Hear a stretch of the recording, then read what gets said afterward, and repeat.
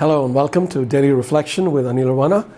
Today is the 12th of June 2020. We're going to reflect on Matthew 5:27 to 32. Listen. Jesus said, "You have heard that it was said, 'You shall not commit adultery.' But I say to you that everyone who looks at a woman with lust has already committed adultery with her in his heart.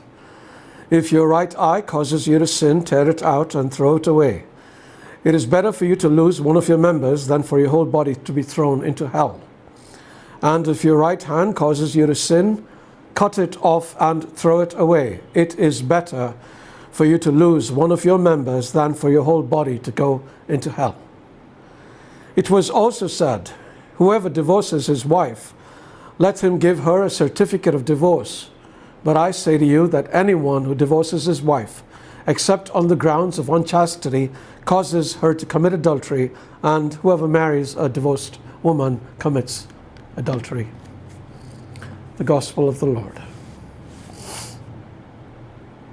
Okay.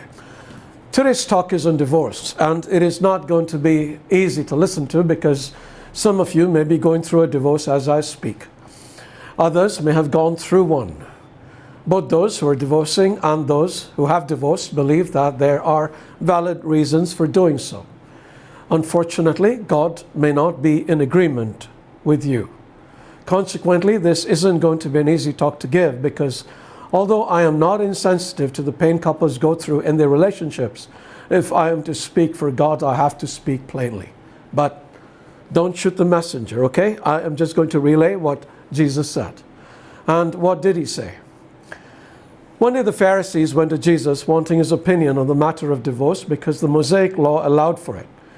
Jesus was typically blunt. He said, "Moses permitted you to divorce your wives because your hearts were hard.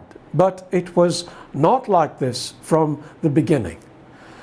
God has never approved of divorce, but he recognized it happened, so he gave instructions to regulate it, mostly to protect the woman. She needed to be given a certificate of divorce. This certificate had to do three things.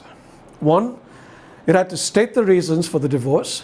Two, it had to ensure the woman was provided for financially. And three, allow her the freedom to remarry." In today's passage, Jesus speaks about this certificate, but he does one of his "you have heard it said, but I tell you" statements, going to the heart of the matter and declaring his final word on the subject. And it isn't a pleasant final word.